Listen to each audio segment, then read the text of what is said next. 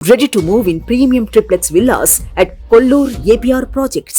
నమస్కారం, welcome to temple tour with Gitanjali.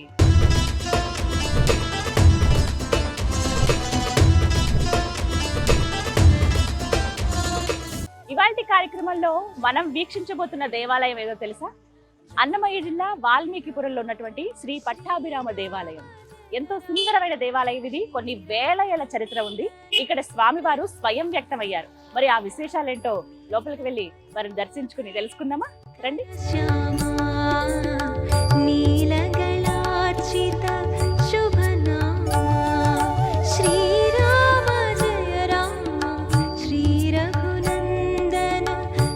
ఎంతో సుందరమైన దివ్యమైన ఆలయం ఇది. మనకి రోడ్ సైడే కనిపిస్తుందండి. మనకి తిరుపతి నుంచి 80 కిలోమీటర్లు, అలాగే మదనపల్లి నుంచి 18 కిలోమీటర్ల దూరంలో ఉంటుంది పట్టాభిరామాలయం. ఈ క్షేత్రం అనేది చాలా చాలా ప్రత్యేకం. ఇక్కడ స్వామివారు ముందుగా మనం లోపలికి వెళుతున్నాం. రాజగోపురాన్ని చూడొచ్చు. 4 అంతరాల్లో మనకు కనిపిస్తుంది. ఎంత సుందరంగా ఉందో తెలుసా? ఈ ఆర్కిటెక్చర్ ఇవన్నీ కూడా మనకి విజయనగర రాజులు శ్రీకృష్ణదేవరాయల వారు ఒకే పద్ధతిలో ఆయన ఆలయాలు నిర్మించుకుంటూ వెళ్ళారు కదా, ఆ శిల్పశైలి మనకి ఇక్కడ కనిపిస్తుంది అనమాట. లోపలికి వెళ్దాం. పెద్ద పెద్ద ద్వారాలు ఉన్నాయో. ఈ రాతి ఇవి చూస్తే అర్థమవుతుంది ఎన్ని వేల సంవత్సరాలు అయిపోయిందో, ఎంత చరిత్ర ఉందో ఈ ఆలయానికి అని చెప్పి. చక్కగా చెక్కారో చూడండి. అప్పటి శిల్పులు నిజంగా చాలా చాలా గ్రేట్. అసలు భలే ఉన్నాయి. ఈ ఆలయానికి సంబంధించి ఇక్కడ ఒకటి ఫలకం ఏర్పాటు చేశారు. ఇందులో ఆ చరిత్ర అంత రాశారనమాట. శ్రీ రామచంద్ర పరబ్రహ్మణే నమః, తిరుమల తిరుపతి దేవస్థానం వారి ఆధ్వర్యంలోనే ఈ ఆలయం ఉందన్నమాట. ప్రస్తుతం అక్కడ ప్రతి కార్యక్రమాలు అక్కడి నుంచి జరుగుతున్నవే. వాల్మీకిపురం ఇందాక నేను చెప్పినట్టుగా ఇంతకుముందు వాయల్పాడు అని పిలిచేవారట ఈ ప్రాంతాన్ని. ఇక్కడ శ్రీ సీతా లక్ష్మణ భరత శత్రుఘ్న హనుమత్ సమేతంగా శ్రీ పట్టాభిరాముడు వెలిశారు. జాంబవంతుల వారు ప్రతిష్ఠించారు.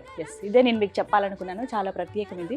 వాగ్గేయకారులు అన్నమాచార్యుల వారు ఈ క్షేత్రాన్ని దర్శించి పలు కీర్తనలు కూడా సమర్పించారట. 1997 అప్పుడు దేవాదాయ ధర్మాదాయ శాఖ వారు, తిరుమల తిరుపతి దేవస్థానం వారు అలాగే ఈ ఆలయాన్ని స్వాధీనం చేసుకున్నారు. సో అప్పటి నుంచి నిత్యం ఇక్కడ జరిగేటువంటి కైంకర్యాలన్నీ కూడా అక్కడ స్వామివారి ఆధ్వర్యంలో అలా జరుగుతున్నవి. సో ఇవి మనం ముందుగా తెలుసుకుని లోపలికి అడుగు పెట్టచ్చు. ఎంత పెద్దగా ఉంది దేవాలయం. దేవాలయాలు అసలు ఎంత సుందరంగా ఉన్నాయో కొన్ని ఇప్పటికీ తెలుసుకోలేకపోయామే. ఇన్ని రోజులు అయిందా ఇక్కడికి రావడానికి అనిపించింది నాకు చూడగానే. ఫస్ట్ చెప్పారు స్వయం వ్యక్తం అయ్యారు ఇక్కడ స్వామివారు. ఇందాక మీరు చూసినట్టుగా జాంబవంతుల వారు ప్రతిష్ఠించారు ఇక్కడ వారిని అని చెప్పి. పేరులోనే, ఊరి పేరులోనే మనకు తెలుస్తుంది ఏంటంటే వాల్మీకం అంటే పుట్ట. ఇప్పుడు మన లోపల ఎవరైతే స్వామివారు ఉన్నారో వారికి ఏవైతే అర్చనలు జరుగుతున్నాయి, ఏ విగ్రహాలకైతే అవి కూడా స్వయం వ్యక్తం అయ్యాయట. వీటికి సంబంధించిన ఒక కథనం కూడా ఉంది, చెప్తాను మీకు మాటల్లో. ఒకసారి ఇలా చూడొచ్చు. గోవుల కోసం గోసేవ చేసుకుంటే ఎంత పుణ్యమో కదా. మన ఇళ్లలో అవి సాధ్యం కావు, ఊర్లలో అయితే అవి సాధ్యమయ్యేవో. కానీ ఇలా కొంచెం నగరాల్లో ఉన్నప్పుడు, సిటీస్లో ఉన్నప్పుడు అవి సాధ్యం కాదు. అలాంటి వాళ్ళు చక్కగా గోసేవ చేసుకుంటే గోవులో సకల దేవతలు కొలువై ఉంటారని అంటారు కదా. అలా గోసేవ చేసుకుంటే ఎంత పుణ్యమో మనకి నిజంగా. ఇక్కడ చూడండి ఎంత పెద్ద గంట ఉందో. నైవేద్యం అప్పుడు ఇలా ఘంటానాదం చేయొచ్చు, చేస్తారు. ఎంత పెద్ద గంట ఉంది, చాలా వెయిట్ ఉంది ఇది. చుట్టూ ఉన్న ప్రాకారాలు కూడా ఒక్కసారి చూడండి ఎంత అద్భుతంగా ఉన్నాయో. ఇక అలా మనం ఒకసారి చూస్తే ఆ గోడలు అవన్నీ కూడా చూడండి. విజయనగర రాజులు ఎవరైతే ఉన్నారో శ్రీకృష్ణదేవరాయల వారు ఇవన్నీ ప్రాకారాలన్నీ కూడా వారు చేసినవే, చుట్టుపక్కల ఇవి మాత్రమే. ఇంకా ముందు చోళరాజులు ఎవరైతే ఉన్నారో వాళ్ళు ఈ ఆలయానికి 13వ శతాబ్దంలో మరమ్మతులు కూడా చేశారని చెప్పి మనకి ఆనవాళ్ళు కూడా ఉన్నాయి.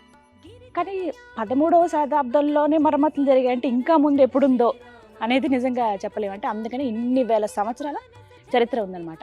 ప్రధానంగా చుట్టుపక్కల ప్రాకారాలన్నీ కూడా మనకి ఇందాక చెప్పినట్టుగా విజయనగర సామ్రాజ్య రాజు ఎవరైతే ఉన్నారో శ్రీకృష్ణదేవరాయల వారు చెక్కిన శిల్పాలు అవి మనకు కనిపిస్తుంది అన్నమాట, ఆర్కిటెక్చర్. కానీ ఇది గర్భాలయం ఏదైతే ఉందో ఇది మనకి చోళకళ ఉట్టిపడుతూ ఉంటుంది ప్రతి చోట. మీరు లోపలికి వెళ్ళి చూస్తే ఆ అనుభవం తెలుస్తుందండి. టచ్ చేసినప్పుడు అరే భలే ఉందా, బయట చూసిన వాటికి వీటికి ఇంత డిఫరెన్స్ ఉందా అని అనిపిస్తుంది అనమాట. ఇలా ఒక్కొక్కటి చూసుకుంటూ వెళ్ళొచ్చు. వాటర్ ప్లాన్స్ ఇవి. శ్రీవారి పోటు, ఇక్కడ స్వామివారి ప్రసాదం తయారవుతుంది అన్నమాట. అన్ని ప్రత్యేకమే కదా. శ్రీవారి పోటు అనగానే మనకు గుర్తొచ్చేది ఏది? తిరుమల తిరుపతి దేవస్థానం. ఇక్కడ శ్రీవారి ఫోటో అన్ని వండి వారుస్తారనమాట ఇక్కడే. వేటికవే ప్రత్యేకంగా ఉన్నాయి. ఎంత నీట్గా మెయింటైన్ చేస్తున్నారంటే ఆలయాన్ని కూడా చాలా చక్కగా సుందరంగా ఉందండి. ఇప్పటికీ ఇంకా డెవలప్మెంట్స్ జరుగుతున్నాయి ఎక్కడికక్కడ, అవి మనం చూస్తున్నాం ఆ కన్స్ట్రక్షన్లో. గోడల్ని మాత్రం అండి, గర్భాలయం గోడల్ని అలాగే ఉంచేశారు, వాటికి మళ్ళీ పెయింట్లేసి అలా కాకుండా. ఎందుకంటే అప్పట్లో రాతి ఎలా తీసుకొచ్చేవాళ్ళో తెలియదు, ఇదంతా కొంచెం కొండ ప్రాంతం కదా. ఇప్పుడంటే ఇన్ని ఫెసిలిటీస్ ఉన్నాయి, వెహికల్స్ సపోర్ట్. అప్పట్లో అసలు అంతా ఏనుగులు, గుర్రాలు ఇవే కదా సహాయం. అవి చూడండి ఆ రాళ్ళు ఎంత పెద్ద పెద్ద రాళ్ళు. ఓ ఈ స్టోన్స్ అసలు అప్పటి కొన్ని వేల ఏళ్ళ చరిత్ర ఉందన్నమాట ఈ రాతికి కూడా. చిన్న చిన్నవి మనం కొంచెం దగ్గర క్లోజ్గా గమనిస్తే తెలుస్తాయి. ఇవ్వండి ఆదిశేషు ఇలా చుట్టుకుని ఉన్నట్టుగా పడగ విప్పినట్టుగా కనిపిస్తుంది. అణువణువున ఆ శిల్పకళ నిజంగా అద్భుతం. ఇవి ఇప్పుడు చూసినటువంటి ఈ ప్రాకారాలన్నీ కూడా శ్రీకృష్ణదేవరాయల వారు అప్పుడు ఇవన్నీ డెవలప్, అంటే ఒక్కొక్కరి రాజుల పరిపాలనలో కొంచెం అలా డెవలప్ అవుతూ వచ్చిందనమాట మనకి.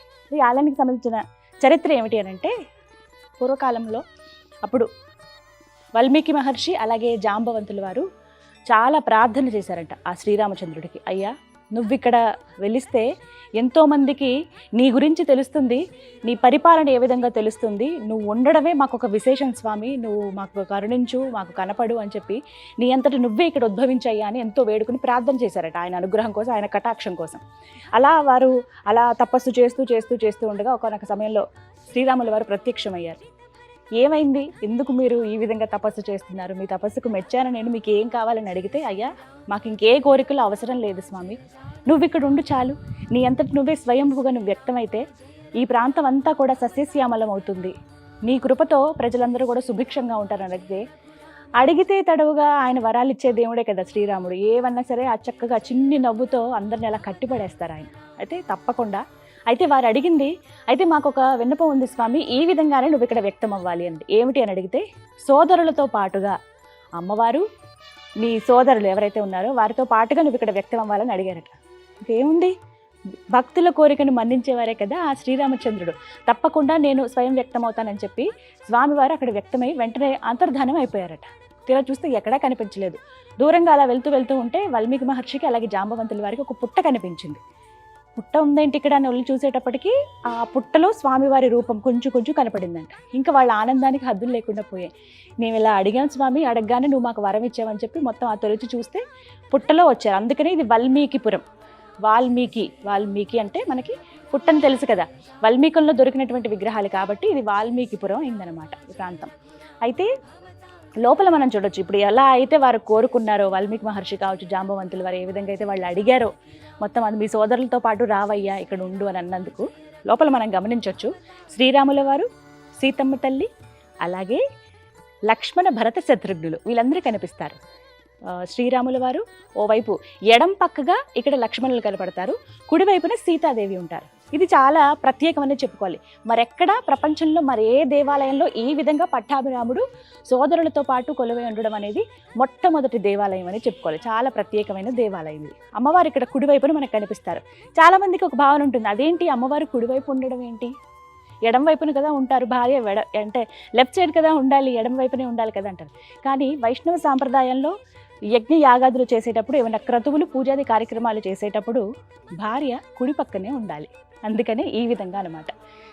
ఇలా ఎక్కడికక్కడ గోపురాలు మనకి మండపాల్లాగా కనిపిస్తాయి అన్నమాట. వివిధ కార్యక్రమాలు ఇక్కడ చేస్తారు స్వామివారికి.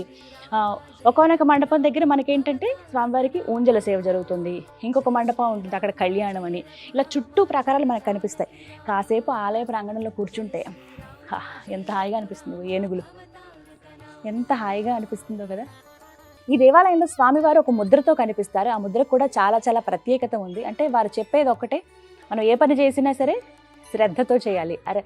ఒక మాట అంటారు, నీలో సత్తువ ఖచ్చితంగా ఉంటుంది, దాని మీద నువ్వు కాన్సన్ట్రేట్ చేసి నువ్వు ఏం చేయగలవు అనేది చెయ్యి, ఖచ్చితంగా దైవం నీకు తోడవుతుంది అంటారు కదా. అది ఇక్కడ స్వామివారు మనకి సంకేతం ఇస్తూ ఉంటారన్నమాట. అలాగే ఇంకొకటి మనకి అమృత హస్తం చూపిస్తూ ఉంటారు. నా పాదాలే నీకు శరణ్యం, నువ్వు వచ్చి వేడుకో ఖచ్చితంగా అది నెరవేరుతుంది అనేది ఆ శ్రీరాములు వారు చెప్పే మాట. ఇక్కడ ధనుర్బాణాలను స్వామివారు పట్టుకోరు, కేవలం ఇలా ముద్ర మాత్రమే కనపడుతుంది, ఇంకొక చేతితో ఇలా ఉంటుందన్నమాట. మామూలుగా రాముడు అంటే మనం బాణం విల్లు ఇవే కదా ఊహిస్తాము, కానీ అవే ఉండవు. అలాగే సీతమ్మ వారు కూడా కుడివైపున ఉంటారు. యజ్ఞయాగాదులు చేసేది అలాంటి అప్పుడు అమ్మవారు కుడివైపున ఉంటారు. అమ్మవారి ప్రధానంగానే ఈ ఆలయంలో కూడా వివిధ పూజా కార్యక్రమాలు జరుగుతాయి అన్నమాట.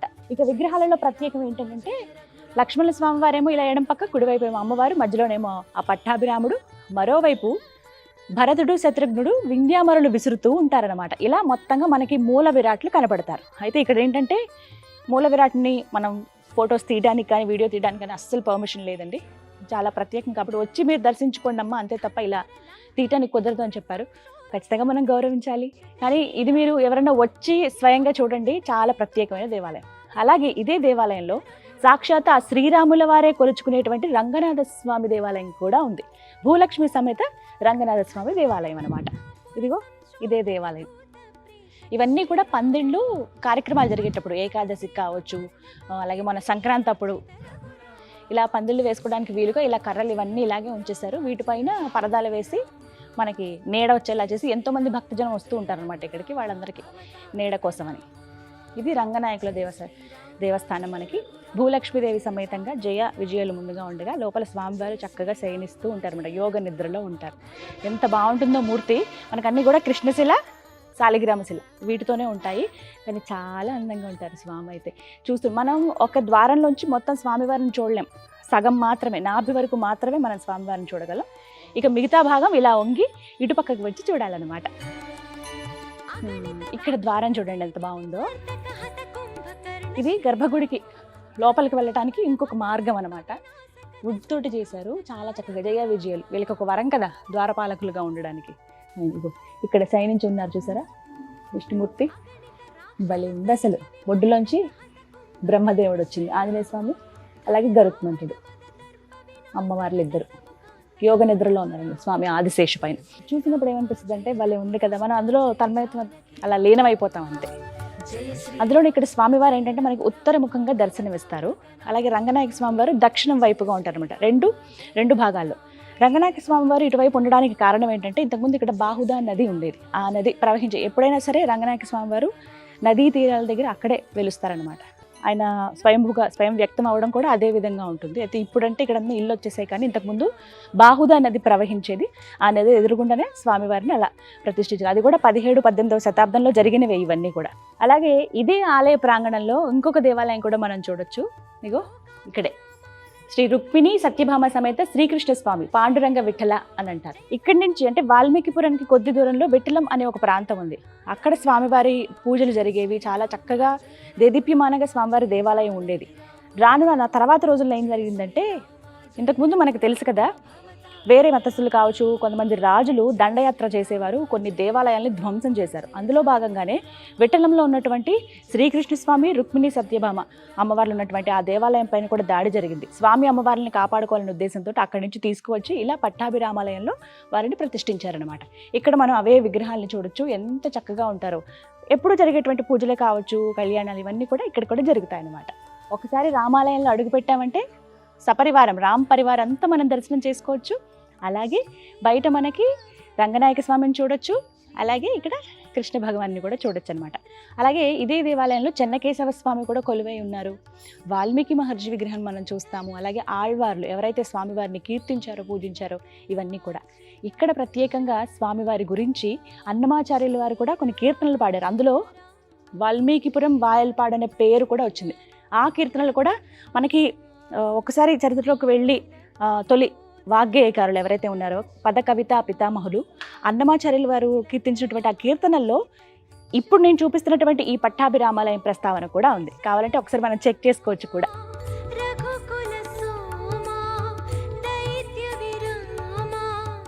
ఈ దేవాలయానికి ఇంకొక ప్రత్యేకత ఏంటంటే, మనకి గర్భాలయం పైన ఆ గోపురం పైన సుదర్శన చక్రం కనిపిస్తుంది. ఒకసారి చూడండి, చాలా అరుదుగా ఉంటాయి అన్నమాట. అదే గోపురం ఇంకొకటి మనకి లోపల హనుమాన్ ఉంటారు, ఆంజనేయ స్వామి ఉన్నటువంటి గోపురం పైన మనకి కలశం కనిపిస్తుంది. కానీ ఇక్కడ మాత్రం సుదర్శన చక్రం కనపడుతుంది. ఇలా సుదర్శన చక్రం ఉన్నవి మన తెలుగు రాష్ట్రాల్లో 5 మాత్రమే ఉన్నాయి. అలా పంచక్షేత్రాల్లో ఈ క్షేత్రం కూడా ఒకటి అనమాట. ఎంతో సుప్రసిద్ధమైన అలాగే ఎంతో మహిమాన్వితమైన క్షేత్రంగా కూడా ఈ పట్టాభిరామాలయం చెప్తారు. ఇక్కడ మనకి సుదర్శన చక్రం, స్వామివారి చేతుల్లో ఉండేటువంటి ఆ సుదర్శన చక్రమే గర్భాలయం పైన కనిపిస్తుంది అనమాట. అలా స్వామివారి దర్శనానికి వచ్చిన వాళ్ళు ప్రదక్షిణ చేస్తూ చేస్తూ ఆ సుదర్శన చక్రానికి కూడా నమస్కరించుకుంటారు. జై శ్రీరామ్. ఇక బ్రహ్మోత్సవాలు జరిగేటప్పుడు అండి, సంవత్సరానికి ఒకసారి బ్రహ్మోత్సవాలు జరుగుతాయి. అప్పుడు ఇక్కడ స్వామివారికి ఊంజల సేవ జరుగుతుంది అనమాట. ఊంజల మండపం అని రాసింది. ఉయ్యాల మండపం చాలా స్పెషల్ కదా స్వామివారికి. హాయిగా ఆయన అలా ఉయ్యాలలు ఊగుతూ ఉంటే మనం అలా తన్మయత్వానికి లోన ఈ పాటలు పాడుతూ స్వామివారికి సంబంధించిన కీర్తనలు మనం పాడుతూ, అలాగే వివిధ కార్యక్రమాలు ఏవైనా ఉన్నా కూడా అన్నీ కూడా ఇక్కడ ఇదే మండపంలో చేస్తారనమాట. ప్రత్యేకించి బ్రహ్మోత్సవాలు అప్పుడు మాత్రమే.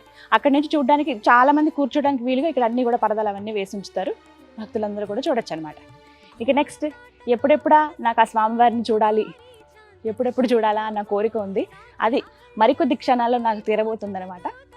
స్వామివారి దగ్గరికి వెళ్ళాలంటే ముందుగా ధ్వజస్తంభానికి మనం నమస్కరించుకుందాం.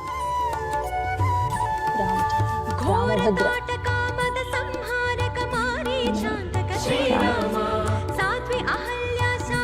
శ్రీరామచంద్ర పరబ్రహ్మణే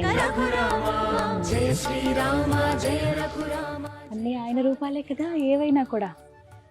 నాకు ఫస్ట్ ఆలయం గురించి చెప్పినప్పుడు అనిపించింది, స్వయంగా ఆయన స్వయం వ్యక్తమయ్యారు. అలా వ్యక్తమైన విగ్రహాలను తీసుకొచ్చి జాంబవంతుల వారు వాల్మీకి మహర్షి ప్రతిష్ఠించినవన్నమాట. అంటే ఊహించుకోండి ఎంత సుప్రసిద్ధమైనవో, ఎన్ని వందల సంవత్సరాలు ఎన్ని వేల సంవత్సరాల చరిత్ర ఉందో. 13వ శతాబ్దంలోనే ఈ ఆలయానికి మరమ్మతులు చేశారు. జస్ట్ ఏవో మార్పులు చేసి సంప్రోక్షణలు అవి జరిపారని చెప్పి మనకి లిఖించినట్టుగా కూడా మనకి కొన్ని యూనివర్సిటీస్లో మనకి తెలుస్తాయి. ఎందుకంటే పాత కాలంలో జరిగినవి, అంటే ఆ పూర్వకాలంలో జరిగినటువంటి సంగతులు కావచ్చు, ఆలయాలకి సంబంధించినవన్నీ కూడా కొన్ని నిక్షిప్తం చేస్తూ ఉంటారు. అక్కడ మనకి వీటికి సంబంధించిన చరిత్ర కూడా ఉంటుందన్నమాట. ఇంకెందుకు ఆలస్యం, లోపలికి వెళ్ళిపోదామా మరి? అయితే ఒక్క మాట చెప్తాను, ఆలయంలోకి వెళ్ళే ముందు మనకి లోపలికి కెమెరా అనేది అలౌ చేయరు. కాబట్టి నేను వెళ్ళి స్వామివారిని చూసి దర్శించుకుని పూజ చేసుకుని వచ్చి నా అనుభవం చెప్తాను. ఓకేనా? నమో రామచంద్ర.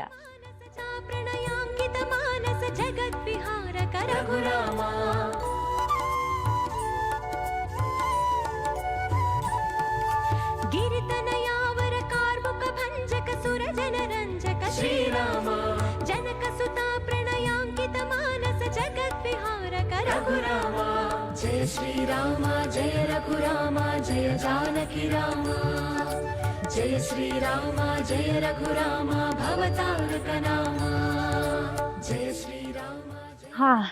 ఎంత చక్కగా దర్శనమైందో స్వామిని చూడడానికి. నిజంగా 2 కళ్ళు సరిపోలేదండి. మొత్తం ఆయన సపరివారంగా కనిపిస్తుంటే అబ్బా ఒక్కొక్క విగ్రహాన్ని చూస్తూ చూస్తూ చూస్తూ నాకు అసలు భలే అనిపించింది. అయోధ్య వెళ్ళాను రీసెంట్గా, అక్కడ స్వామివారిని దర్శించుకున్నాను. అలాగే ఎన్నో రామాలయాలు కూడా నేను సందర్శించాను. ఈ రామాలయం నిజంగా చాలా చాలా ప్రత్యేకం. ఇన్ని వేల ఏళ్ళ చరిత్ర ఉన్నటువంటి దేవాలయం ఇది. వెళ్ళగానే స్వామివారు చక్కగా చిరుమందహాసంతో కనిపిస్తారు. మొత్తం మనకు ఆ శిలలోనే రాతిశిల, నల్లటి రాతిశిలలోనే మనకు కనిపిస్తారు. కృష్ణశిల అలాగే సాలగ్రామ శిల, వీటిలోనే అనమాట. స్వామివారు అలా కూర్చుని ఉన్నారు. చాలా సింపుల్గా అలంకరించారు. ఎక్కువ మొత్తం ఆభరణాలు అవేం వేయకుండా సింపుల్గా కనిపిస్తున్నారు స్వామి నామాలతోటి. అలాగే కుడివైపున లక్ష్మణ స్వామి వారు, ఎడం వైపున సీతమ్మ తల్లి, ఎంత ముద్దుగున్నారు ఆవిడ. అలాగే అటువైపు ఇటువైపు శత్రుఘ్నులు, భరతుడు, వాళ్ళిద్దరూ కూడా వింధ్యామరులు విసురుతున్నట్టుగా ఉందన్నమాట. అసలు అలాంటివి స్వయంగా వాళ్ళు వ్యక్తమైనటువంటి ఏ కోరిక అయితే కోరారో జాంబవంతుల వారు వాల్మీకి మహర్షి, వారికి ఆ కోరికను తీరుస్తూ వారి విన్నపం ఏదైతే ఉందో అది మన్నిస్తూ అలా వ్యక్తమయ్యారనమాట. ఆ విగ్రహాలను తీసుకొచ్చి ఇలా అప్పటి నుంచి పూజలు నిత్యం జరుగుతూనే ఉన్నాయి. ఇక్కడ నిజంగా చెప్పారండి, పంతులు గారు కూడా నాకు మళ్ళీ చెప్పారు, మీరు తనివి తీరా చూడండి అమ్మా, మీరు ఎంతో దూరం నుంచి వచ్చారు కదా, చాలా సంతోషం. అయితే ఇక్కడికి రావాలంటే స్వామివారి అనుగ్రహం ఉండాలి. ఇవాళ పునర్వసు నక్షత్రం, అంటే స్వామివారి నక్షత్రం ఉన్న రోజున, ఆయన పుట్టినటువంటి నక్షత్రం ఉన్న రోజున మీరు రావడం చాలా అదృష్టం. తనివి తీరా చూడండి, మీరు ఖచ్చితంగా ఒక కోరిక కోరుకోండి, ఆ కోరిక నెరవేరుతుంది, మళ్ళీ మీరే వచ్చి దర్శనం చేసుకుంటారు అని అన్నారు. నిజంగా అంతే ఇదిగా నేను నమస్కరించుకున్నాను, దండం పెట్టుకున్నాను. మనకి ఎక్కడా కూడా లోపల విగ్రహాలు తీయడానికి ఇక్కడ పర్మిషన్ ఉండదు, ఇది మాత్రం ఖచ్చితంగా చెప్తాను. ఇది కూడా ఒక అందుకు మంచిదే, మీరందరూ కూడా రారు కదా విగ్రహాలను చూపించేస్తే, అందుకనేనేమో ఆ స్వామి మిమ్మల్ని కూడా రప్పించుకోవడానికే ఈ విధంగా నన్ను పంపించాడేమో. వీడియో చూస్తున్న వాళ్ళు రామాలయాలు మేము సందర్శించాలనుకుంటున్నాం, ఇన్ని వేల ఏళ్ళ చరిత్ర స్వయం వ్యక్తమైన స్వామివారిని చూడాలనుకుంటున్నాం అంటే కనుక నేను మీకు సింపుల్గా ఒక్క పని మాత్రం చేస్తాను. నా అనుభవం నేను మాటల్లో చెప్పాను, కానీ స్వామివారి లోపల ఎలా ఉన్నారనేది చూపించడానికి ఒక చిత్రపటం మీకు నేను ఒక బాక్స్లో ఇస్తాను. ఇది కొన్ని వందల సంవత్సరాల క్రితంది. అది కూడా ఎలా ఉన్నారు స్వామి అని చెప్పి ఆ ఫోటోలో మీరు చూడండి. నా సైడ్ బాక్స్లో మీకు కనిపిస్తుంది కదా, కంప్లీట్గా చూడండి అలాగే ఉన్నారు స్వామివారు. ఇంకా తేజోమయంగా అందంగా కనపడుతున్నారు అందరూ కూడా.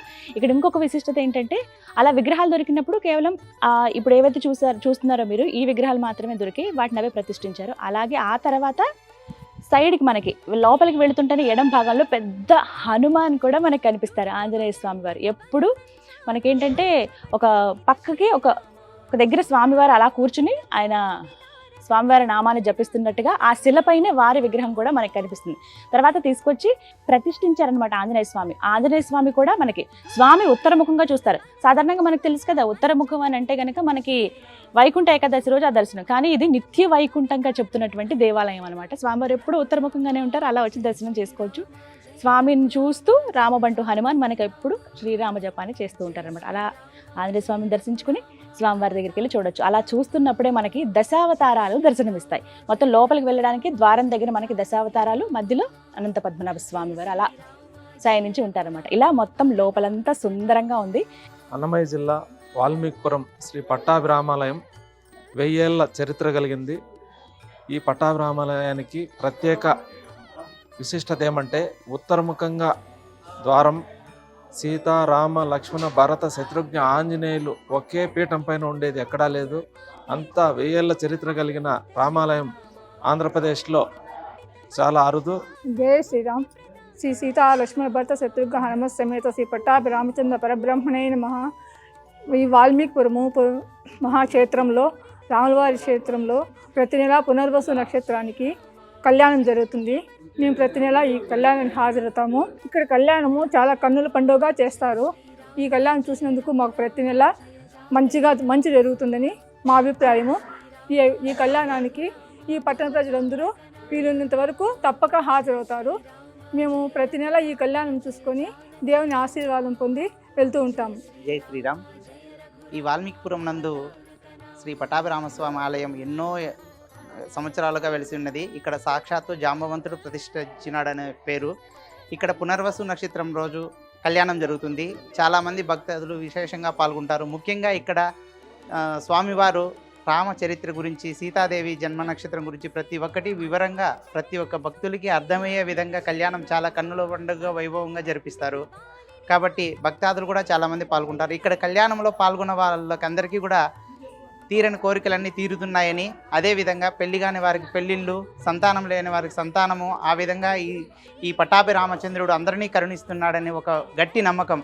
అదే నమ్మకంతో ప్రతి సంవత్సరము బ్రహ్మోత్సవాలు 9 రోజులు అత్యంత వైభవంగా తిరుమల తిరుపతి దేవస్థానం వారి తరపున ఎంతో వైభవంగా జరుపుతారు.